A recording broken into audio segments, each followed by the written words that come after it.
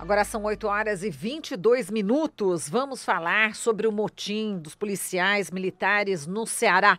A conversa agora é com Adilson Paes de Souza, tenente-coronel da Reserva da Polícia Militar do Estado de São Paulo, mestre em Direitos Humanos pela Faculdade de Direito da Universidade de São Paulo, doutorando em Psicologia pelo Instituto de Psicologia da USP, autor do livro Guardião da Cidade.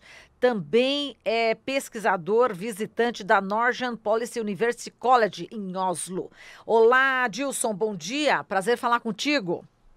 Oi, Marilu, tudo bom com vocês? Tudo Bom dia. certo, bom dia. Bom, Adilson, temos aí as notícias, né, em torno desse motim dos policiais militares lá no Ceará, dando conta que pelo menos mais de 30 policiais militares desertores foram presos no Ceará, né, durante o motim. Parece que eles se negaram, né, faltaram a uma chamada para trabalhar na segurança das festas de carnaval no interior do Ceará, de acordo com o governo do estado. Temos também a notícia, né, que o Ceará teve aí os 2 dias mais violentos desde 2012. Na sexta-feira foram 37 homicídios, no sábado mais 34. Média do estado antes do motim de policiais era de 6 mortes por dia. Como é que você está avaliando, como você está vendo esse motim dos policiais militares e a gravidade, né, que isso representa também, obviamente, para a população, com esses índices aí alarmantes de assassinatos, Adilson?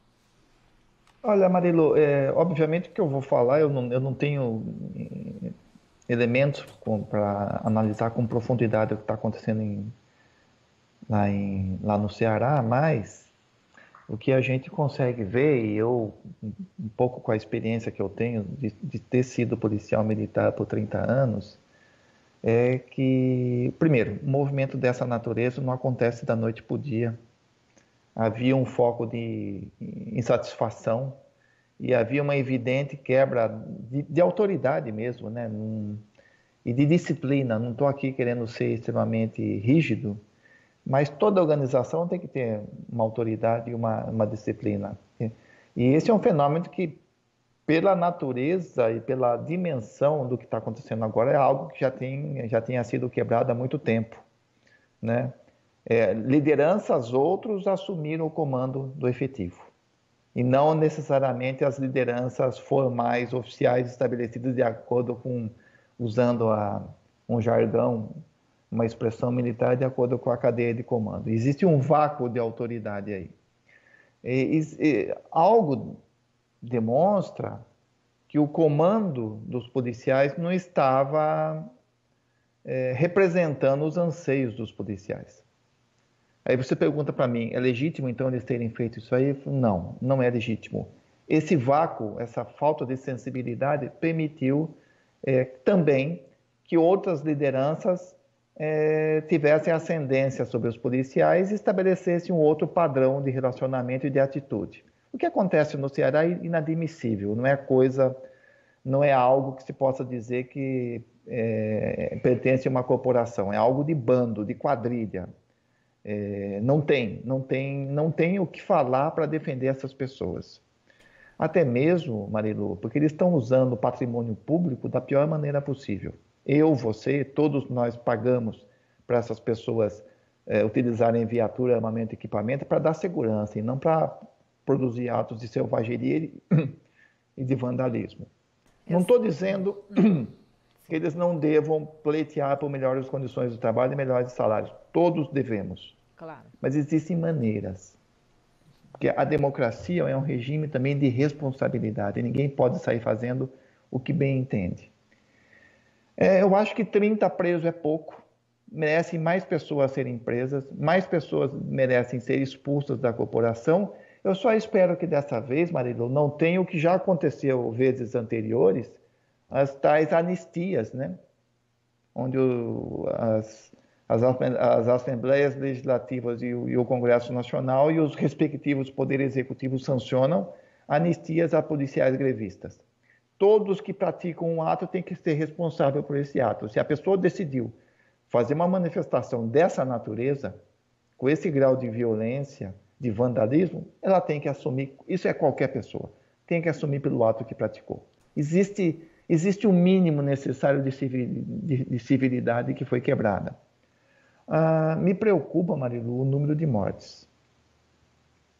Eu não tenho elementos oficiais e nem pesquisei sobre isso.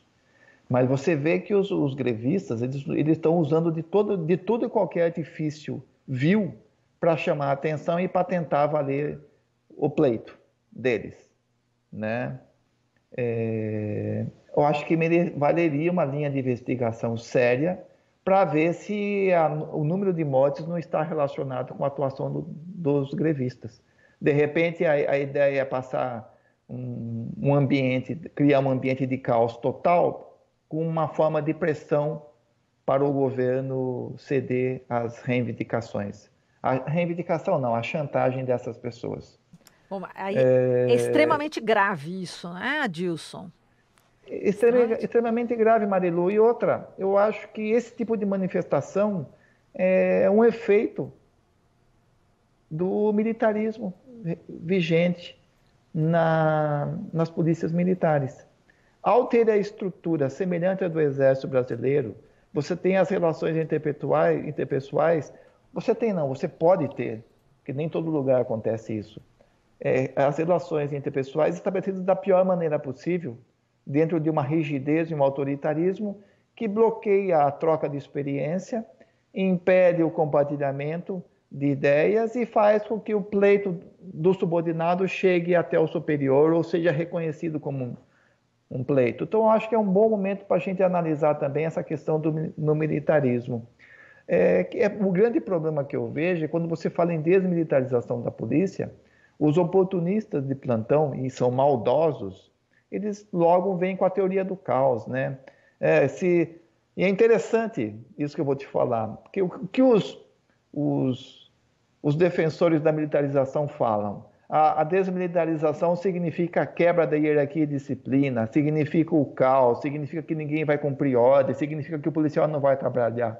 O que está acontecendo agora com a militarização? Policiais que querem trabalhar não conseguem, tem o caos, a quebra de disciplina, atos de vandalismo. E eu vou mais, Marilu. Você sabe que eu tenho uma postura muito preocupada com a questão da democracia e das garantias individuais, mas tem que ter responsabilidade. Se essa lei de terrorismo presta para alguma coisa, deveria ser aplicada agora, porque ninguém tem o direito de usar o aparato do Estado para espalhar o caos e o terror na sociedade. Agora, se confirmada essa questão da chantagem, se for investigado e se confirmar essa questão da chantagem e dessas mortes, entre aspas, que seriam provocadas por esses policiais, é a polícia bandida mesmo, né, Adilson? Veja bem, né, Marilu? Eu não estou falando que isso aconteceu e não estou falando que eles são responsáveis. Mas eu acho que é uma linha de investigação que tem que ser levada muito a sério. Sabe por quê? Entra de greve, estoura o homicídio. É uma linha que tem que ser analisada até mesmo para inocentar os policiais que não tem nada a ver, de repente, com esse tipo de ação. Transparência é tudo nesse momento. Aliás, transparência que falta no nosso Brasil e não é de hoje. Exato. Então, nós estamos colhendo os maus dessa falta de os males, né, dessa falta de transparência. Então, pela sua experiência profissional, é muito esquisito esse número de mortes em relação a esse período desse motim, dessa greve, é isso. Isso você pode dizer com categoria, né, Adilson? Sim, porque estoura a greve, estoura o número de homicídio. Esse é um fator que tem que ser investigado com maior rigor. Quem foram essas pessoas mortas? Elas tinham ligação com algum tipo de atividade criminosa? Elas tinham algum antecedente criminal? É estranho. Teve dias aí que foi mais de 1 por hora. É um número absurdo, e justo quando o movimento ele recrudesce. Isso tem que ser analisado com o maior rigor possível. A sociedade espera esse esclarecimento. Porque nós estamos falando de vidas humanas. E, de repente, alguém pode estar usando a vida humana como um fator de chantagem, ou seja, mais um fator de total relativização da vida humana. Isso tem que ser analisado. Agora, o que chama a atenção também, Marilu, são deputados, policiais militares, enfim, ligados à bancada da bala, de outros estados irem lá. O que essas pessoas estão fazendo lá?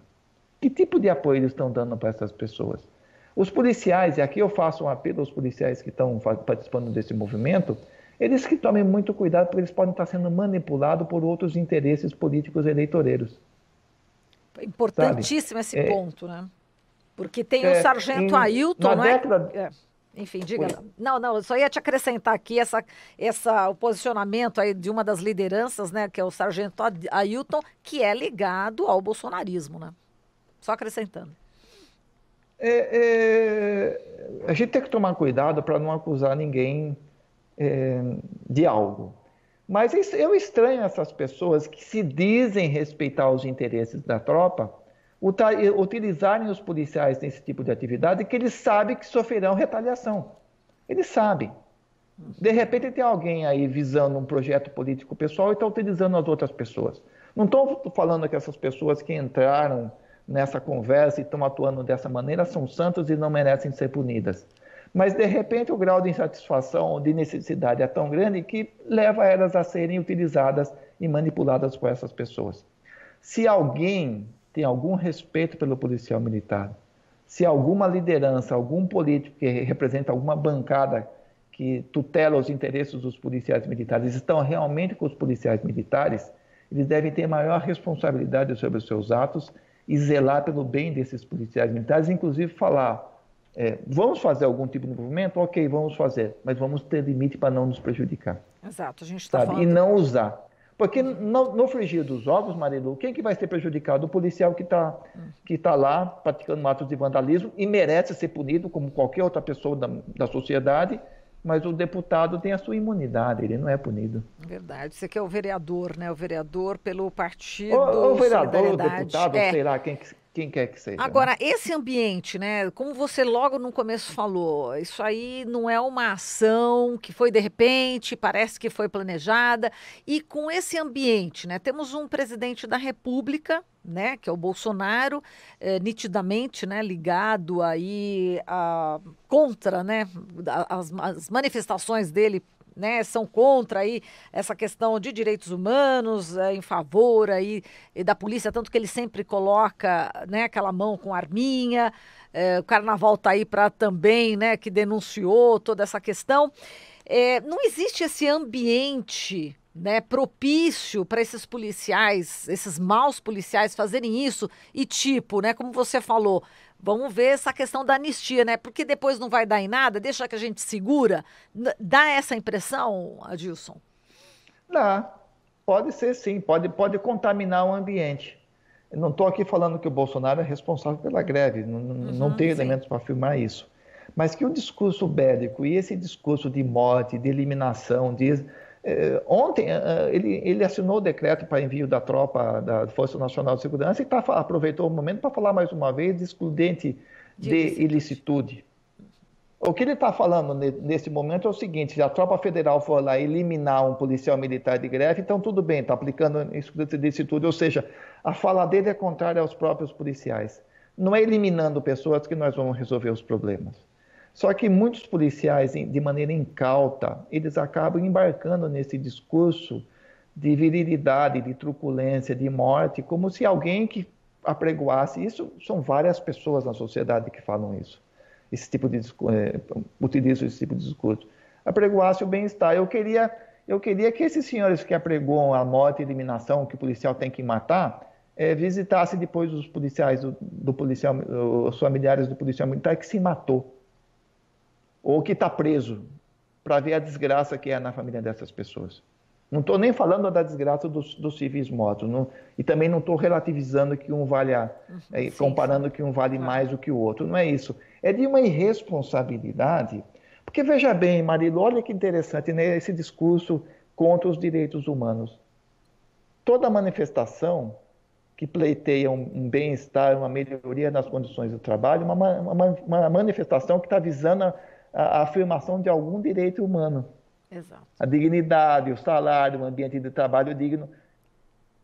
Me parece um pouco uma burrice, para falar um termo bem claro, para não falar uma desinformação, que desinformação é pouco, ser contra os direitos humanos, se os direitos humanos são para todos os humanos, porque o policial também é humano, sabe? E precisa ter os seus direitos reconhecidos. Então, alguém faz uma manifestação e pleiteia por melhor salário, e está pleiteando por um reconhecimento de um direito humano seu e da sua família, uma melhor condição de trabalho, uma melhor relação de trabalho, um plano de carreira. Estamos falando todos aí de direitos humanos de primeira, segunda, terceira gerações, sabe? E é uma falácia, uma mentira, um padrão de manipulação cada vez mais absurdo que é visto no nosso Brasil. E tem gente que embarca, né, Marilu? Tem gente Tem que gente vai. que embarca nessa onda, só que depois, mortos, feridos, estrupiados, doentes, com doenças crônicas, ninguém quer saber. Ninguém quer saber. São restolhos. É o lixo que sobrou de uma manipulação, sabe? E deixa lá jogado. Aí não conta. Perfeito. Adilson, é sempre um prazer falar com você, como é bom falar com um bom policial, né? E você é a prova disso. Você é uma pessoa que tem cada vez mais se aprofundado em seus estudos, sendo visitado aí. Você é pesquisador visitante, na realidade, né, de universidades internacionais. E parabéns por todo o seu trabalho. Enfim, é possível termos aí policiais bons, né? Você é a maior prova disso, viu, Adilson? É sempre um prazer falar com você, viu? Um grande abraço. Um abraço, Marilu. É só um tempinho. Eu nunca sai da minha cabeça uma frase de um policial que foi preso por assassinato e que eu entrevistei no mestrado. Ele falou para mim, quando eu estava preso, a única coisa que tinha na geladeira de casa para minha esposa e para o meu filho era uma garrafa com água. Porque todos os meus amigos que me estimulavam e me tratavam como herói, quando eu fui preso, desapareceram. E a minha esposa tinha que viver de vaquinha. E alguém doar um gênero alimentício aqui e ali. Isso eu não esqueço, isso dói em mim. Não estou falando que ele é santo, que ele não mereceu ser punido. Eu quero falar o grau de manipulação a que essas pessoas são colocadas. E depois elas são descartadas como verdadeiros lixos humanos. E nós temos que batalhar para que isso não aconteça. Muito bem. Que as pessoas tenham mais consciências que não é sair matando e praticando arbitrariedade por aí. Sem Existe dúvida. uma regra. Sigamos as regras e sejamos todos felizes e competentes dentro das nossas possibilidades. Tá certo, É Adilson. isso. Muito obrigada. Importante lembrança essa sua no final da entrevista. Um grande abraço para você, Adilson. Até mais. Tudo de bom. Obrigada.